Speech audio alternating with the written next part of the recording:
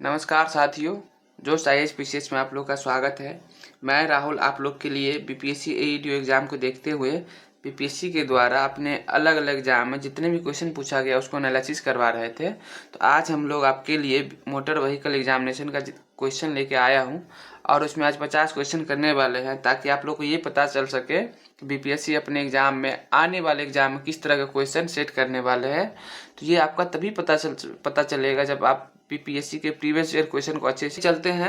सबसे पहले आप लोग जोश आईएएस पीसीएस चैनल पे आइए और उसके टेलीग्राम चैनल से जुड़ जाइए, ताकि वहाँ पे आप लोग को पीडीएफ मिल जाएगा और आपको इधर उधर भटकने की कोई ज़रूरत नहीं है। तो आज हम लोग क्या देखने वाले हैं, बीपीएस इसमें क्या करने वाले हैं।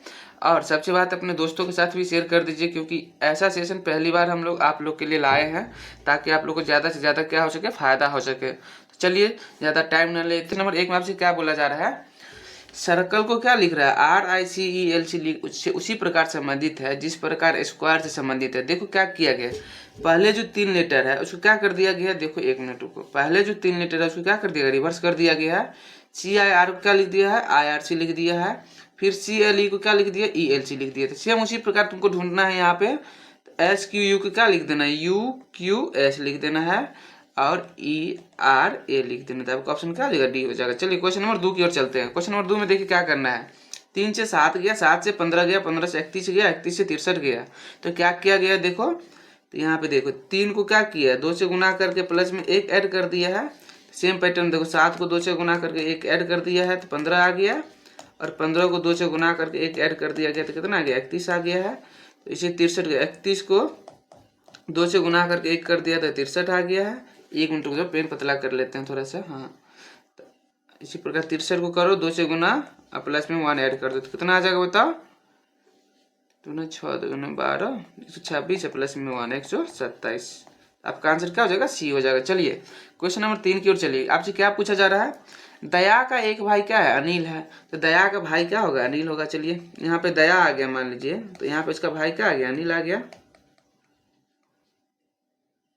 दया है चंद्रा का, दया चंद्रा का बेटा है। तो दया जो किसका बेटा है, तो चंद्रा का बेटा है। यहाँ पे लिख दीजिए। विमल जो है चंद्रा का पिता है, जो विमल जी है क्या है, चंद्रा का पिता है।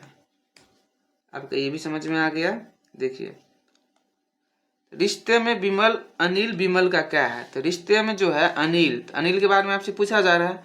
तो अनिल जो है विमल का क्या है, तो ये दोनों क्या है, भाई है, और ये इसका पापा जी है, ये इनका दादाजी है। तो क्या चीज का संबंध लगेगा, पोता जी का संबंध हो गया। चलिए क्वेश्चन नंबर 4 की ओर चलते हैं। क्वेश्चन नंबर 4 में देखो क्या बोला गया आपसे, P प्लस Q का अर्थ क्या है, P Q का पति है। P भागा Q का अर्थ, P भागा Q का अर्थ है P Q की बहन है। P गुना अर्थ का अर्थ है P Q का पुत्र है। तो निम्न में से कौन सा दर्शाता है कि A B की पुत्री है।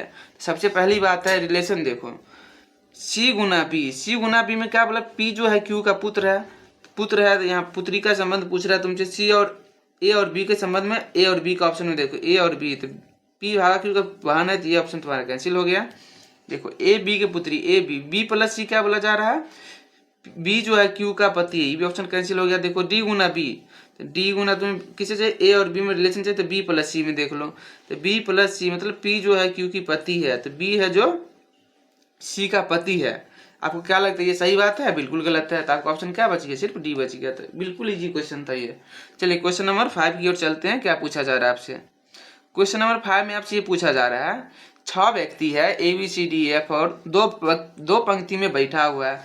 चलो ठीक है, 6 व्यक्ति है तो 3 इधर कर देते हैं और 3 इधर कर देते हैं। ठीक है, प्रत्येक पंक्ति में 3 3 है। ई किसी भी पंक्ति के अंत में नहीं है, तो ई कहाँ बैठा होगा, या तो बीच में बैठा होगा। कहाँ बैठा होगा, ई बीच में बैठा होगा। चलो ये बीच में बैठ गया, सॉरी, ये किसी पंक्ति के अंत में नहीं है। डी जो है एफ के बाईं ओर दूसरा है। क्या बोला जा रहा है, डी जो है एफ के बाईं ओर दूसरा है। मान लो यहाँ पर एफ को बैठा देंगे और ये सेंटर की ओर बैठा है, तो इसकी बाईं ओर क्या हो जाएगा, डी यहाँ पे दूसरा आ गया। अब क्या बोला जा रहा है, ई जो है, ई का पड़ोसी क्या है, सी है, तो ई का पड़ोसी क्या है, सी है। तो ई का पड़ोसी तुम लोग कहाँ पे देखो, ई यहाँ पे रख लेते हैं, चाहे यहाँ पे तो नहीं हो सकता, अब तो ई कहाँ पे आ जाएगा, यहाँ पे आ जाएगा। तो ई का पड़ोसी सी हो गया। अब आपसे क्या बोला जा रहा है, बी है एफ का पड़ोसी, जो बी जो है एफ का पड़ोसी है, तो बी कहाँ पे आ जाएगा बाबू, बी यहाँ पे आ जाएगा तुम्हारा। अब पूछा बी के सामने कौन सा है, तो देखो बाबू बी के सामने कौन सा है, तो बी के सामने कौन सा है, ई है। आपका आंसर क्या हो जाएगा, आपका आंसर बी के सामने ही तो पूछ रहा है, तो बी के सामने कौन है, देखो बी के सामने ई है, बाकी कोई दिक्कत तो नहीं है, तो आपका ऑप्शन क्या हो जाएगा, आपका ऑप्शन ए हो जाएगा। चलिए क्वेश्चन नंबर 6 की ओर चलते हैं। उसमें क्या पूछा जा रहा है आपसे, लोकेश अपने घर से कितना 15 किलोमीटर उत्तर की ओर गया। तो मान लीजिए लोकेश का घर ये रहा, 1 मिनट, लोकेश का घर ये रहा, उत्तर की ओर चला गया कितना 15 किलोमीटर। फिर वह पश्चिम की ओर मुड़ा, तो पश्चिम की ओर मुड़ गया, तो पश्चिम की ओर मुड़ गया और वो कितना 10 किलोमीटर चला। फिर वो दक्षिण की ओर मुड़ा, तो चलो दक्षिण की ओर मुड़ा और वो कितना आया 5 किलोमीटर आ गया, तो ये 5 किलोमीटर आ गया, 5 किलोमीटर। अंत में वो पूरब की ओर मुड़कर उसने फिर से कितना 10 किलोमीटर की दूरी तय की। फिर से क्या हुआ, पूरब की ओर मुड़ गया और कितना चला, फिर 10 किलोमीटर चला गया, 10 किलोमीटर आ गया। अंत में पूर्व की ओर मुड़कर 10 किलोमीटर दूरी तय की। वो अपने घर से किस दिशा में है, बताओ बाबू। यहाँ इसका घर था, अभी यहाँ पे है, तो कौन सा दिशा में आपको बताना है, और किस दिशा में जा रहा था, ये पूर्व की ओर जा रहा था। तो आपका ऑप्शन क्या होने वाला है, बताओ। ये यहाँ से कौन सा दिशा में, उत्तर दिशा में है ना, देखो यहाँ से अभी यहाँ पे है, तो ये कौन सा दिशा हो गया आपका, उत्तर। क्या हो गया, घर से कौन सा दिशा में है, उत्तर, तो आपका आंसर सी हो जाएगा। चलो क्वेश्चन नंबर 7 में चलते हैं। श्रृंखला में आसन अक्षरों के बीच छोड़े गए अक्षरों की संख्या 2 से कम हो जाती है। निम्न में से कौन सी श्रृंखला इस संख्या को पालन करती है। तो देखो बाबू, ई का कितना होता है 5, पी का 16 होता है, 1 मिनट कलर चेंज कर लेते हैं, इसका 22 होता है, इसका 1 होता है, इसका 6 होता है। देखो यहाँ पे कितना बोला है, 2 से कम हो रही है, तो यहाँ पे कितना, देखो यहाँ तो क्या हो गया, बढ़ गया, कितना बढ़ गया, तो 11 बढ़ गया। यहाँ पे कितना बढ़ गया, देखो 16, 6, 22 हो गया, तो ये तो नहीं हो रहा है, ये कैंसिल हो गया तुम्हारा। अब देखो G4 7 प्रिंस 24 2 और 6। अब देखो यहाँ पे क्या हुआ, यहाँ पे देखो ये भी यहाँ पे देख लो, तो यहाँ पे कितना हो गया, देखो यहाँ पे कितना बढ़ गया, प्लस में 8, यहाँ पे देखो कितना हो जाएगा, प्लस में 6, बीच में कितना संख्या आ जाएगा, प्लस में 6 आ जाएगा। अब यहाँ पे तुम निकालेगा तो प्लस में 4 आ जाएगा, यहाँ पे निकालेगा तो प्लस में 2 आ जाएगा, बाकी कोई दिक्कत वाली बात है नहीं। तो इस मतलब ये कहने का मतलब हुआ, इस दोनों के बीच में देखो 7 और प्लस 6 के बीच, 7 और 16 के बीच में कितनी संख्या आएगा, तो यहाँ पे 8 संख्या आएगा। यही कहने का मतलब हुआ, इस दोनों का डिफरेंस निकालेगा, 7 और 16 के बीच में कितनी संख्या आएगा, इसमें प्लस 8 संख्या आएगा। जैसे में देखो 6 और 4 के बीच में कितना आएगा, 2 आएगा। तो इसको तुम लोग आराम से बताना क्या आने वाला है, बाकी इसका आंसर तुम्हारा बी होने वाला है, कोई दिक्कत वाली बात नहीं है। चलो क्वेश्चन नंबर 8 की ओर चलते हैं। क्वेश्चन नंबर 8, निम्नलिखित अनुक्रम में कितनी विषम संख्याएं हैं जिनके ठीक बाद एक विषम संख्या आती है। देखो बाबू कितने विषम संख्या है, पहले ये फाइंड आउट कर लो, 1 मिनट रुक जाओ। हाँ, उसके ठीक बाद क्या आता है, विषम संख्या। तो पहले तो 5 है, उसके बाद एक विषम संख्या आ रहा है, तो आपका एक ये हो गया। फिर देखो 4 7 नहीं है, 7 के बाद क्या है, 3 है, तो क्या है, एक विषम संख्या है।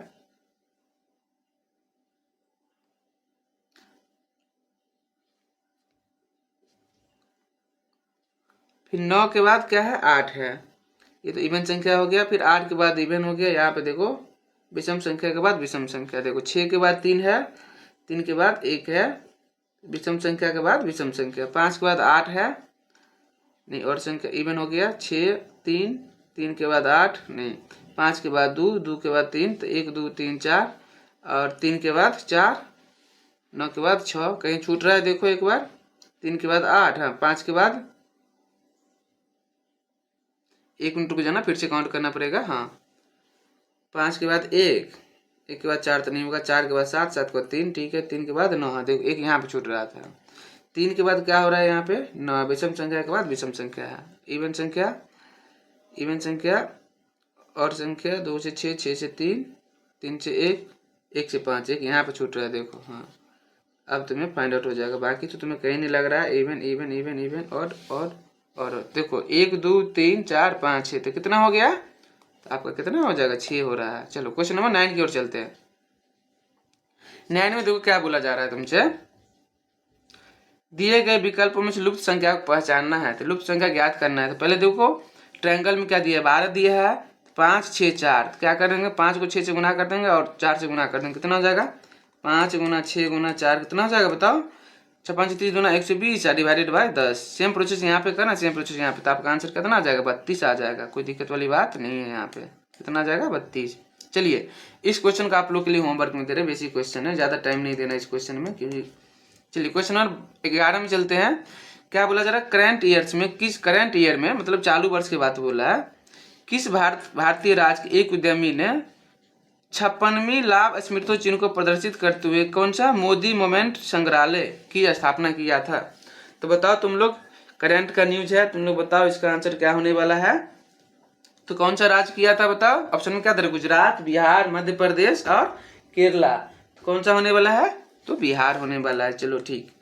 चलो क्वेश्चन नंबर 12 की ओर चलते हैं। मई 2025 में किस भारतीय राज्य ने अपने अंतर्राष्ट्रीय क्रेता विक्रेता बैठक की मेजबानी की? मतलब बाइंग और सेलिंग विक्रेता बैठक की मेजबानी कौन से राज्य किया था? तो पंजाब, उत्तर प्रदेश, बिहार और मध्य प्रदेश। कौन किया था बताओ ऑप्शन बाबू? बिहार किया था। इस चीज को भी थोड़ा सा याद रखना क्योंकि बीपीएससी मई 2025 का करंट है, इस चीज को याद रखना है।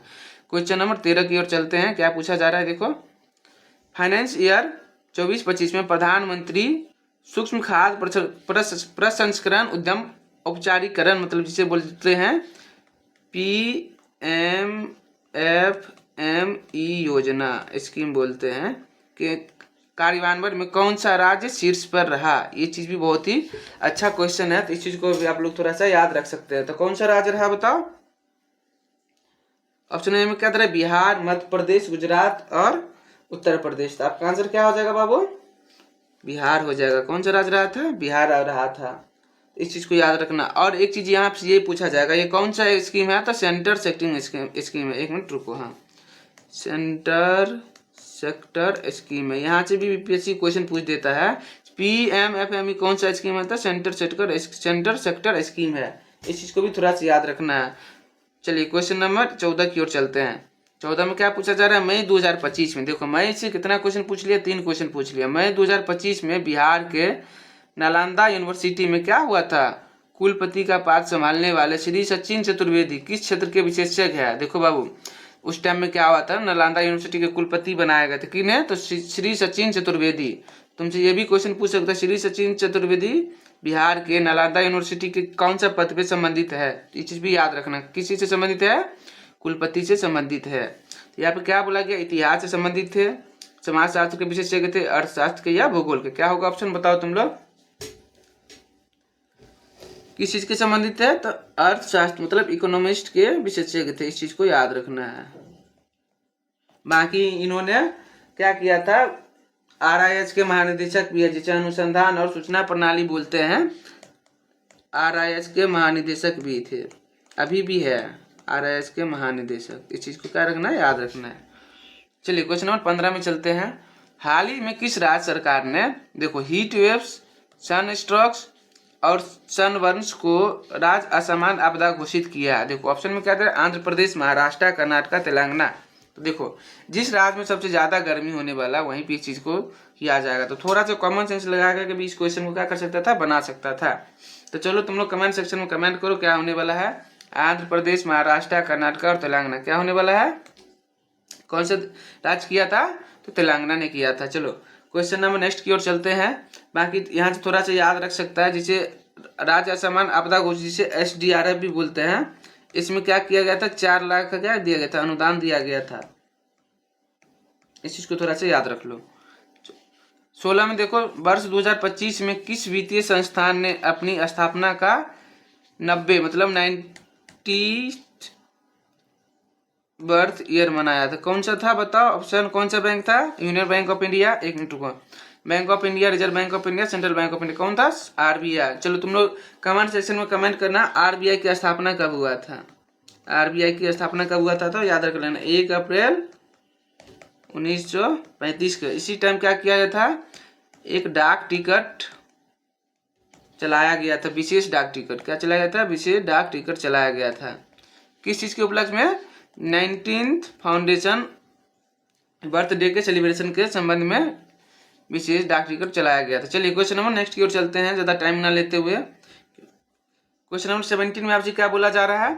28 मार्च 2025 को आए भूकंप के कारण, देखो भूकंप के कारण म्यांमार को सहायता प्रदान करने के लिए भारत सरकार द्वारा कौन सा ऑपरेशन शुरू किया गया था? बहुत ही चर्चित क्वेश्चन था। तो ब्रह्म, काली, दुर्गा और विष्णु, कौन सा किया गया था बाबू? तो ब्रह्म चालू किया गया था। बाकी तुम लोग कमेंट कर सकता है ब्रह्म के बारे में क्या क्या है, कब चालू किया गया था? तो 28 मार्च 2025 को चालू किया गया था। चलो 18 की ओर चलते हैं। किस देश ने 22 से 28 मार्च 2025 तक तीसरे मध्य एशियाई, क्या पूछ रहा है? तीसरे मध्य एशियाई युवा प्रतिनिधि मंडल की मेजबानी की? तो ऑप्शन में तो क्या दे रहा है? उज्बेकिस्तान, भूटान, भारत और नेपाल। क्या होने वाला इसका आंसर? कौन किया था? भारत ने किया था। इस चीज को याद रखना है। क्वेश्चन नंबर 19 में चलो। क्वेश्चन नंबर 19 में क्या बोला? श्री ज्योतिरादित्य, क्या सॉरी एक नंबर सॉरी हाँ, क्वेश्चन नंबर 19 में ये बोला जा रहा है आपसे, श्री ज्योतिरादित्य सिंधिया ने मार्च माह में, कौन सा महीना में पूछ रहा है? मार्च माह में आयोजित कौन सा? तो मोबाइल वर्ल्ड कांग्रेस 2025 में भारत का प्रतिनिधित्व किया था। कहाँ पे? स्पेन में, भारत में, सिंगापुर में और रशिया में। कहाँ पे किया था बाबू? तो तुम्हें पता होगा स्पेन में कहाँ पे किया था? तो बार्सिलोना में किया था। इस चीज को थोड़ा सा याद रखना। कहाँ पे किया था? बार्सिलोना में। कभी कभी जगह भी पूछ दे रहा है बीपीएससी। चलो क्वेश्चन नंबर 20 की ओर चलते हैं। 20 में ये पूछ रहा है, भारत और जापान के बीच पर्यटन सहयोग पर संयुक्त कार्य समूह की चौथी बैठक कब हुआ था? 8 अप्रैल 2025 को हुई। यह कहाँ आयोजित किया गया था? इस चीज के बारे में तुमसे पूछा जा रहा है। देखो जनरली बच्चा लोग क्या करता है, नई दिल्ली की ओर चला जाता है, जो कि क्या होता है, अधिकतर क्वेश्चन सही भी हो जाता है। इस चीज को याद रखना। अगर नहीं कुछ भी आता है तो ज्यादातर न्यू दिल्ली की ओर चला जाना, तो अब तुम्हारा ऑप्शन 50-50 पे चला जाएगा सही होने का चांस। तो इस चीज को अगर तुम लोग तुक्का लगाना चाहता है तो इसको तुक्का लगा सकता है। इसलिए क्यों किया गया था? क्योंकि इससे क्या होगा, पर्यटन को क्या होगा, बढ़ावा मिलेगा। पर्यटन को बढ़ावा मिलेगा, इसीलिए ये समूह किया गया था, चौथी बैठक किया गया था। चलो क्वेश्चन नंबर नेक्स्ट की ओर चलते हैं, 21 की ओर। क्या बोला जा रहा है? देखो भगवान महावीर के जन्म के सम्मान में कब? तो 9 अप्रैल 2025 को। देखो बहुत ही फेमस क्वेश्चन था। मनाए गए कौन सा? नवकार महामंत्र दिवस। ये क्वेश्चन यहाँ से पूछेगा बीपीएससी। नवकार महामंत्र दिवस कब मनाया गया? तो 9 अप्रैल 2025 को। इस चीज को थोड़ा सा याद रखना, क्योंकि नेक्स्ट एग्जाम में ये भी पूछ सकता है। का उद्घाटन किसके द्वारा किया गया था? ऑप्शन ए में क्या है? नरेंद्र मोदी, बी में योगी आदित्यनाथ, द्रौपदी मुर्मू और अमित शाह। देखो 2 ऑप्शन तो ऐसी कर गया तुम्हारा, अमित शाह और द्रौपदी मुर्मू। अब बाकी 2 ऑप्शन है तो तुम गेस कर सकता है बाकी कौन हो सकता है। तुम्हें तो पता ही कौन हो सकता है, तो मोदी जी थे। चलो 22 में चलते हैं। हाल ही में किस बॉलीवुड अभिनेता को केंद्रीय खेल मंत्री मनसुख मांडविया ने, तुमसे यहाँ से क्वेश्चन पूछेगा केंद्रीय खेल मंत्री कौन है? तो मनसुख मांडविया ने फिट इंडिया आइकन, कौन सा आइकन? तो फिट इंडिया आइकन के रूप में सम्मानित किया। किसे किया है? शाहरुख खान, आमिर खान, रणबीर कपूर, आयुष्मान खुराना। किसे किया गया था बताओ बाबू? तो आयुष्मान खुराना को किया गया था। इस चीज को याद रखना।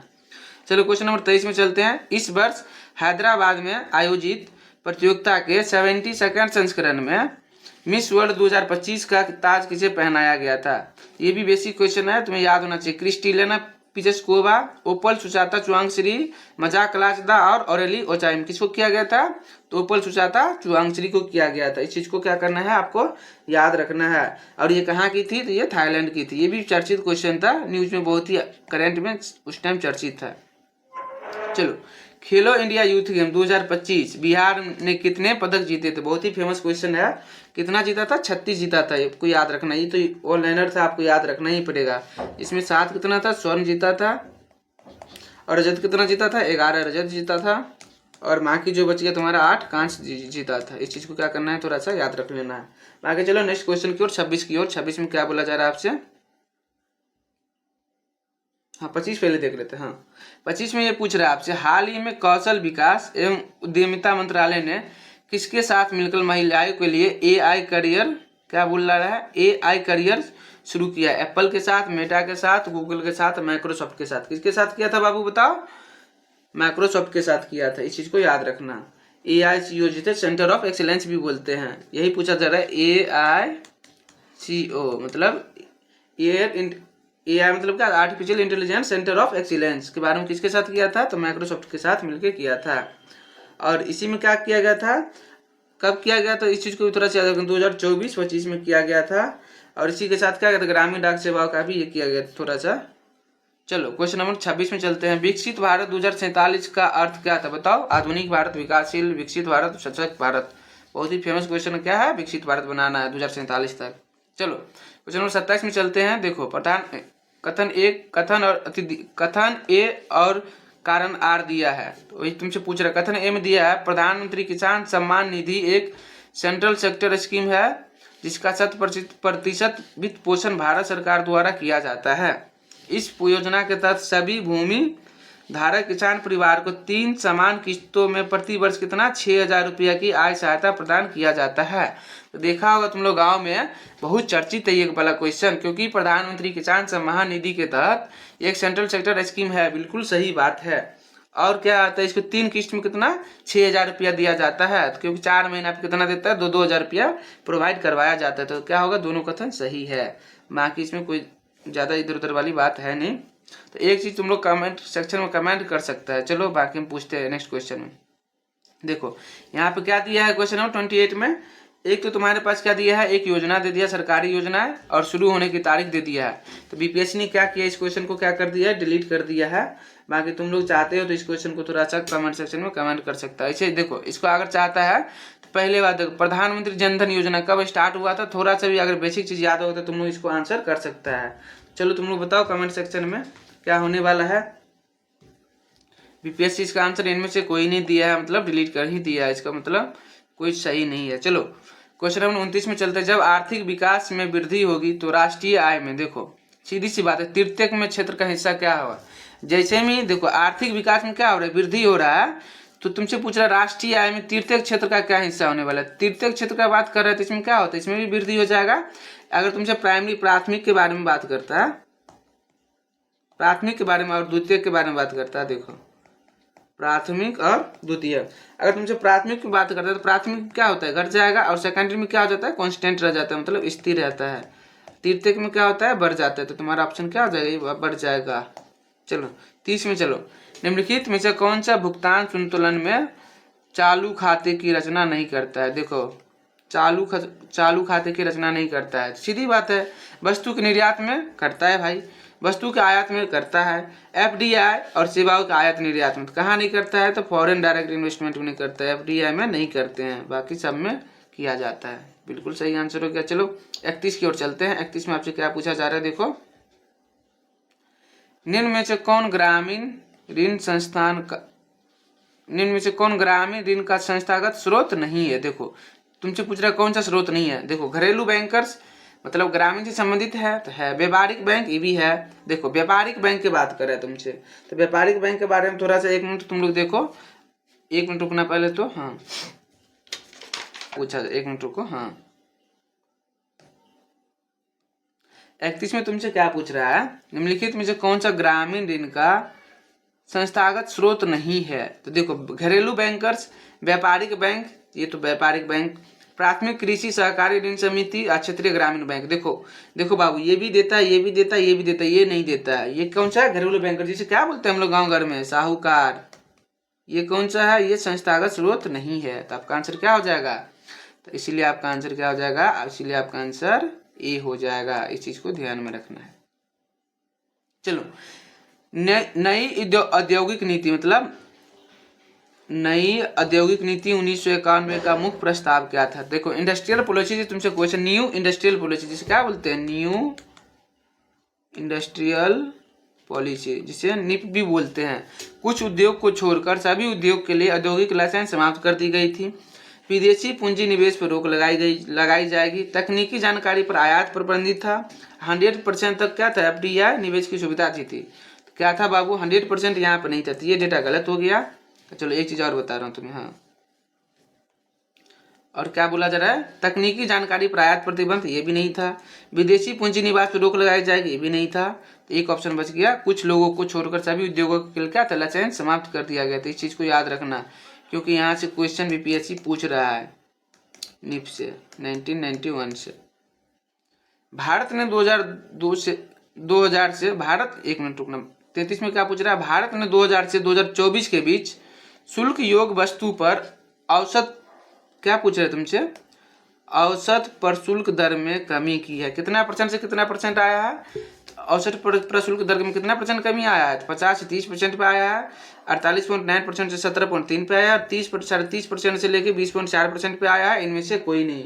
कितना परसेंट पे आया था बाबू? तो 48.9 से लेकर 17.3% पे आ गया। इस चीज को याद रखना है। चलो 34 में चलते हैं। 2024 में विदेशी मुद्रा भंडार में भारत की रैंकिंग क्या थी? देखो बाबू, ये बहुत ही अच्छा क्वेश्चन है, इसको थोड़ा सा याद रखना। भारत का कौन सा रैंकिंग था? भारत का चौथा रैंकिंग था। तो फर्स्ट में कौन था? तुम लोग कमेंट करो। फर्स्ट में कौन था? चीन बाबू था। सेकंड में कौन था बाबू? जापान था। 3 नंबर में कौन था? तुम लोग कमेंट कर सकता है। चलो स्विट्जरलैंड था। इसको थोड़ा सा याद रख लेना। स्विट्जरलैंड। अच्छा बताओ, स्विट्जरलैंड क्यों फेमस है और जापान क्यों फेमस है? चलो बताओ कमेंट सेक्शन में। चलो 35 की ओर चलते हैं। 35 में क्या? विश्व में सीमेंट उत्पादन में भारत का कौन सा स्थान है बाबू?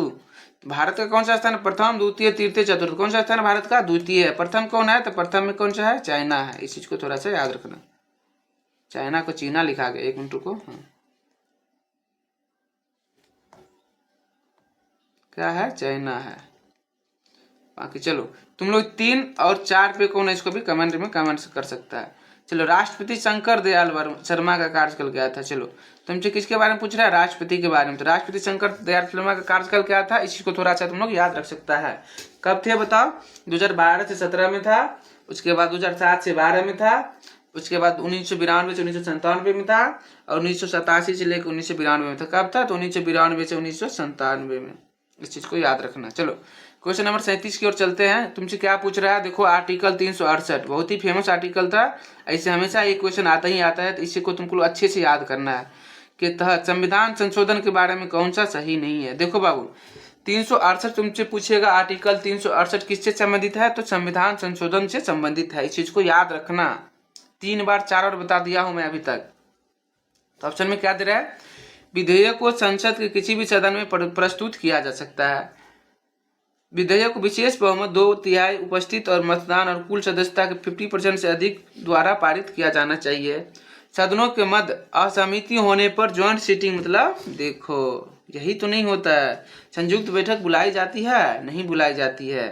राष्ट्रपति विधिवत पारित और समर्थित विधेयक को सहमति देने के लिए बाध्य है। क्या हो जाएगा आपका आंसर? आंसर सी हो जाएगा, क्योंकि ज्वाइंट सीटिंग नहीं बुलाया जाता है। इस चीज को याद रखना। तुमसे क्या पूछ रहा है? कौन सा संशोधन के सही नहीं है? इस चीज को याद रखना है। चलो नेक्स्ट क्वेश्चन की ओर चलते हैं, कम टाइम लेते हुए। देखो क्वेश्चन नंबर 38 में तुमसे क्या पूछ रहा है? 38 को तुम ऐसे ही गेस कर लेगा। रुको 1 मिनट। हाँ, तुमको अगर कुछ भी नहीं पता है तो पंचायती राज तो सबको पता होता है। कौन सा आर्टिकल में है? 243 में है। तो 243, चलो सी का ए मारो, तो सी का ए, एक ही ऑप्शन दिख रहा है, आपका आंसर ए हो जाएगा।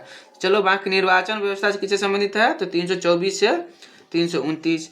बी देखो संघ और राज्य के अधीन सेवाएं किससे संबंधित है? 308 से 323। तो बाकी तुम्हारा देखो निर्वाचन हो गया, संघ हो गया, पंचायती हो गया, केंद्रीय स्तर पर न्यायिक व्यवस्था कितना आर्टिकल 124 से लेके 127 तक है। तो इस चीज को याद रखना।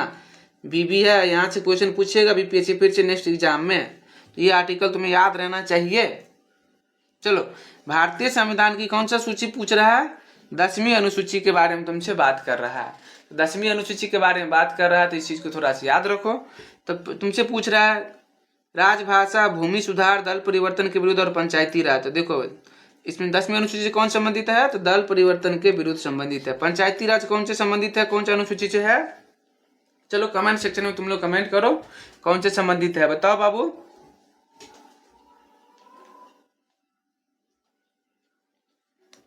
अलेवेंथ मतलब 11वीं अनुसूची से संबंधित है। बाकी चलो भूमि सुधार किसी से संबंधित है। राजभाषा कौन सा है? 8वीं सूची से। इस चीज को थोड़ा सा याद रख लेना। बाकी और चाहता है इसको 12 का जितना भी सूची है उसको याद रखना है, तो एक ट्रिक है, इसको थोड़ा सा याद रख सकता है। यहाँ पे एक ट्रिक इंग्लिश में लिख देता हूँ थोड़ा सा, टीयर्स ऑफ ओल्ड पीएम। देखो पी मतलब पंचायती राज, मतलब म्यूनिसिपैलिटीज। इस चीज को थोड़ा सा याद रख सकता है। ये 11 में हो गया, ये 12 में हो गया, ये 10 में क्या? डिफेक्शन लॉ, जिसे दल परिवर्तन के विरुद्ध बोला जाता है। तो इस चीज को याद रख सकता है। इससे तुमको याद हो जाएगा सब, जितना भी अनुसूची है इसको याद कर सकता है। चलो भारत के राष्ट्रपति द्वारा निम्नलिखित में से कौन सी नियुक्ति वारंट के तहत उनके हस्ताक्षर और मोहर के साथ की जाती है? देखो भाई, भारत के सर्वोच्च न्यायालय के न्यायाधीश, भारत के राज्यपाल, यूपीएससी के अध्यक्ष, चेयरमैन और भारत के महान्यायवादी मतलब अटॉर्नी जनरल। तो किसके लिए साथ किया जाता है? तो सभी के साथ किया जाता है, साइन और मोहर। आपका आंसर ए हो जाएगा। चलो कोई बात नहीं है। अब 141 की ओर चलते हैं। 141 में क्या पूछा जा रहा है? निम्नलिखित में से कौन सा आयोग वैधानिक निकाय है? तुमसे पूछ रहा है कौन सा आयोग वैधानिक निकाय है। तो देखो, राष्ट्रीय अनुसूचित जनजाति आयोग, राष्ट्रीय मानव अधिकार आयोग, ये तुम्हारा राष्ट्रीय मानव अधिकार वैधानिक आयोग है। राष्ट्रीय अल्पसंख्यक आयोग, राष्ट्रीय अनुसूचित जाति आयोग। क्या ऑप्शन होने वाला है? देखो तुम्हारा बी तो सही होने वाला। अल्पसंख्यक के बारे में तुमसे पूछ रहा है तो अल्पसंख्यक भी क्या आपका राष्ट्रीय वैधानिक आयोग है। बाकी ये दोनों क्या है? नन वैधानिक आयोग है। तो आपका ऑप्शन क्या आ जाएगा? डी आ जाएगा। जैसे ही दो पता था, बाकी नहीं पता था, एक बोला तो चलो एक तो नहीं होना था, एक कैंसिल, बाकी तुम क्लिक कर सकता था इसको। चलो ये बहुत ही बेसिक क्वेश्चन है, तुमको याद रहना चाहिए। तुमसे पूछ रहा है, देखो अगर कुछ भी नहीं इसमें आना तो एक भी तुमको पता होगा तो तुम टिक कर लेगा। तो पहले तो शिक्षा का अधिकार कौन सा आर्टिकल में है बाबू, बताओ। शिक्षा का अधिकार कौन सा? आर्टिकल 21 के ए में है। तो डी का क्या हो रहा है तुम्हें? डी का 2 हो रहा है। तो ऑप्शन में देखो डी का 2 कहाँ पे? एक ही में, ऑप्शन 4 में। बाकी तुम्हें पता हो चाहे नहीं, फिर भी तुम इस क्वेश्चन को कर लिया। तो इस चीज को थोड़ा सा याद रखना है। तो चलो, उपाधियों का अंत किससे संबंधित है? तो अनुच्छेद 18 से है। धार्मिक मामलों के प्रबंधन की स्वतंत्रता किससे है? चलो इसका भी आंसर क्या है? 25 से 28 में धार्मिक मामला के बारे में बताया जाता है, तो 26 में आ जाएगा। और भाषाई अल्पसंख्यकों का संरक्षण किससे है? तुम इस चीज को कमेंट कर सकता है कमेंट सेक्शन में। थोड़ा सा इसको क्या करना है, तुमको लिखना भी है तो इसको लिख भी सकता है थोड़ा सा कमेंट सेक्शन में। चलो नेक्स्ट क्वेश्चन की ओर चलते हैं। क्या पूछा जा रहा है तुमसे? देखो, हाँ, यदि भारत के राष्ट्रपति का पद क्या हो जाएगा? खाली हो जाएगा और कोई उपराष्ट्रपति भी नहीं रहेगा, तो निम्न में से कौन कार्यवाहक राष्ट्रपति होगा? तो कौन सा उसके स्थान पर फिर कौन सा कार्यवाहक आ जाएंगे? राज्यसभा का सभापति, भारत का मुख्य न्यायाधीश, लोकसभा के अध्यक्ष या भारत का महान्यायवादी। कौन आ जाते हैं उसके बाद? भारत का सीजीआई आ जाते हैं। इस चीज को याद रखना है तुम लोग को, ऐसे भी पता ही होगा तुम लोग को। डॉक्टर मनमोहन सिंह को जब भारत का प्रधानमंत्री नियुक्त किया गया था, तब वो कहाँ से थे? असम के राज्यसभा के सदस्य थे, असम के लोकसभा के सदस्य थे, पंजाब के लोकसभा के सदस्य थे, पंजाब के राज्यसभा के सदस्य थे। देखो जब प्रधानमंत्री थे ना मनमोहन सिंह, तो क्या थे? असम के राज्यसभा से संबंधित थे। लोकसभा से उनका कोई लेना कभी सेलेक्ट, तो आपको ये भी 2 ऑप्शन कैंसिल हो गया। और पंजाब से थे ही नहीं, तो आपका ऑप्शन ए बच गया। किसी राज्य में राष्ट्रपति शासन की उद्घोषणा कि निम्नलिखित में से कौन सा परिणाम का होना आवश्यक नहीं है? देखो, जैसे राष्ट्रपति शासन लागू होता है तो कौन सा घोषणा परिणाम का होना आवश्यक नहीं है, इस चीज के बारे में तुम्हें पता होना चाहिए। राज्य विधानसभा का विघटन, राज्य के मंत्री परिषद का हटाया जाना, स्थानीय निकायों का विघटन। सबसे पहले आप लोग को पता होना चाहिए तो कौन कौन सा नहीं होना चाहिए। तो राज्य विधानसभा का विघटन नहीं होना चाहिए, तो एक ये बिल्कुल सही है। और क्या बोला जा रहा है तुमसे? राज्य के मंत्री परिषद के क्या बोला जा रहा है आपसे? देखो, राज्य के मंत्री परिषद का हटाया जाना, नहीं, ये क्या हो जाएगा तुम्हारा? गलत हो जाएगा। और ये क्या? स्थानीय निकायों का विघटन, ये सही हो जाएगा। तो आपका ऑप्शन क्या बच गया? देखो 1 और 3, कहाँ 1 3? ऑप्शन नंबर बी में है। तो इसको टिक करो, आपका आंसर हो गया। बाकी तुम लोग राष्ट्रपति को रिवीजन करके जाना है, क्योंकि राष्ट्रपति 3-4 क्वेश्चन आ गया तुम लोग को। इस चीज समझो क्वेश्चन कहाँ से पूछ रहे। देखो, राज्यसभा में स्थानों के आवंटन से सुमेलित कीजिए। तो देखो, तमिलनाडु में कितना स्थान का आवंटन है? तमिलनाडु में राज्यसभा में कितना मेंबर का ये है? महाराष्ट्र में कितना है? छत्तीसगढ़ में कितना? पश्चिम बंगाल में। देखो बाबू, इस चीज को याद रखने के तुमको याद रखना ही पड़ेगा, क्योंकि बीपीएससी हमेशा पूछ रहा है। तो तमिलनाडु में कितना है बाबू? तमिलनाडु में 18 गो है। तो इस चीज को क्या करना है? याद रख लेना है थोड़ा सा। तमिलनाडु में कितना है? नहीं, 1 मिनट रुक जाओ। हाँ, तमिलनाडु में कितना है बाबू? 18 गो। महाराष्ट्र में कितना है बताओ? महाराष्ट्र में 1 मिनट रुक जाना, 19 को है। हाँ, छत्तीसगढ़ में कितना है? छत्तीसगढ़ में 5 गो है तुम्हारा। वेस्ट बंगाल में कितना है? तो 16 गो है। इस चीज को थोड़ा सा याद रखना है, ये याद रखना पड़ेगा, एक बार चेक भी। चलो, निम्नलिखित में से कौन सा संविधान भारतीय संविधान किससे 73rd कॉन्स्टिट्यूशन अमेंडमेंट से संबंधित है? बताओ। जिला पंचायत, क्षेत्र पंचायत, ग्राम पंचायत, नगर पंचायत। एक तुमको क्या लग रहा है? अलग नगर पंचायत लग रहा है। खत्म, टाटा बाय बाय। क्या आपका आंसर हो जाएगा? बी हो जाएगा। चलो बाकी चलो 48 की ओर। निम्नलिखित में से कौन भारत के संविधान का अभिरक्षक है? भारत का राष्ट्रपति, भारत का प्रधानमंत्री, और भारत लोकसभा अध्यक्ष, और भारत का उच्चतम न्यायालय। कौन सा ऑप्शन होगा बाबू बताओ? तो उच्चतम न्यायालय है। क्या है? अभिरक्षक होते हैं। इस चीज को आपको पता भी होना चाहिए। चलो 49 की ओर चलते हैं। 49 में कुछ नहीं है, बस मिलान करना है, तुम्हें पता होना चाहिए। देखो 49 है ना, अनुच्छेद दिया है और उसका क्या क्या, उस अनुच्छेद में क्या क्या प्रावधान है, इस चीज़ को याद रखना। तो आप लोगों को कुछ कुछ आर्टिकल को भी क्या करना है, याद रखना होता है। तो आपसे बोला जा रहा है 49 में आर्टिकल 215 किससे संबंधित है। तो आर्टिकल 215 किससे संबंधित है, तो आर्टिकल 215 हाई कोर्ट उच्च न्यायालय का अभिलेख न्यायालय से संबंधित होता है। तो ऑप्शन ए का क्या आ जाएगा, 4 आ जाएगा। देखो ऑप्शन कहाँ कहाँ है, तो 2 ऑप्शन तुम्हारा कैंसिल हो गया। देखो उसके बाद बोला जा रहा है अनुच्छेद 222। तो अनुच्छेद 222 में आपसे क्या बोला जा रहा है बाबू, अनुच्छेद 222 में किससे संबंधित है, सभी न्यायालयों के अधिनिरीक्षण की शक्ति होता है। तो इस चीज को, और एक चीज क्या बोला है, किसी न्यायाधीश का एक उच्च न्यायालय से दूसरे न्यायालय में ट्रांसफर कर देना, मतलब न्यायालय अंतरण कर देना। तो आपका आंसर क्या हो जाएगा बताओ, आपका आंसर क्या हो जाएगा।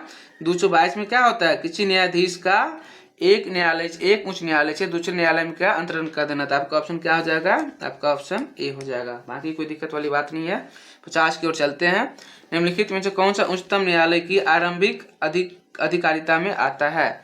भारत सरकार तथा एक या एक अधिक राज्यों के बीच का विवाद होता है, संसद के किसी सदन में हुए चुनाव पर विवाद, भारत सरकार द्वारा तथा किसी संघ राज्य क्षेत्र के बीच का विवाद, या दो से अधिक राज्यों के बीच विवाद। तो देखो ये जो है ना बहुत ही अच्छा क्वेश्चन है, इस चीज को थोड़ा सा याद रखना है। तो उच्चतम न्यायालय में क्या क्या चीज आता है, इस चीज को थोड़ा सा याद रखना होता है। जैसे ही देखो सेंटर वर्सेस स्टेट का केस आएगा, ये आ जाएगा तुम्हें, और इसके बाद स्टेट वर्सेस स्टेट का केस आएगा तब तुम्हें आ जाएगा, और इसके बाद तुम्हें, और देखो स्टेट वर्सेस स्टेट आ गया, सेंटर वर्सेस स्टेट आ गया, बाकी सेंटर प्लस स्टेट का चीज है। तो जितना भी चीज होगा इससे आपको टिक कर सकता है, बाकी इसमें कोई दिक्कत वाली बात नहीं है। हमारा का आंसर क्या हो जाएगा, तो देखो यहाँ पे क्या बोला है, भारत सरकार और राज्य सरकार 2 या अधिक के बीच, तो आपका आंसर 1 हो जाएगा, और 2 या 2 से अधिक राज्यों के बीच विवाद, तो क्या हो जाएगा आपका आंसर सी हो जाएगा। चलो क्वेश्चन नंबर 51 की ओर चलते हैं। पाकिस्तान या पार्टीशन ऑफ इंडिया नामक पुस्तक किसने लिखा था। चलो बहुत ही बेसिक क्वेश्चन है, किसने लिखा था बाबू, BR अम्बेडकर जी लिखे थे। चलो लोकप्रिय राष्ट्रगान वंदे मातरम किस ग्रंथ से लिया गया था। चलो क्वेश्चन नंबर बहुत ही इजी है, इसको होमवर्क में बताना, किससे लिया गया था बाबू, आनंद मठ से लिया गया था। चलो क्वेश्चन नंबर 53 की ओर चलते हैं। यहाँ पे क्या दिया है, फिल्म दिया और उसका डायरेक्टर का नाम पूछ ले। ये थोड़ा सा टफ क्वेश्चन था क्योंकि उस टाइम में लोग उतना चीजें, ये थोड़ा सा BPSC ने अचंभित क्वेश्चन पूछ दिया, तो इस चीज को थोड़ा सा याद रख सकते हो। दुनिया ना माने, ऐसा क्वेश्चन पूछा है ना तुमसे, तुमको भी खुद ही नहीं पता होगा। तो दुनिया ना माने इसका कौन था निर्देशक, B शांताराम था। खुदा की शान RS चौधरी जी थे।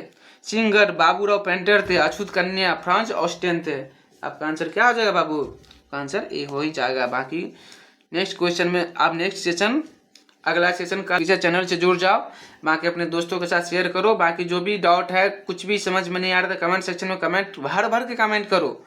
जितना आ रहा है तुमसे नहीं समझ में, कमेंट करो, सर ये नहीं आ रहा, वो नहीं आ रहा है। बाकी चलो आज का क्लास यहीं पे एंड करते हैं, बहुत टाइम हो गया। जय हिंद, जय भारत, मिलते हैं नेक्स्ट क्लास में।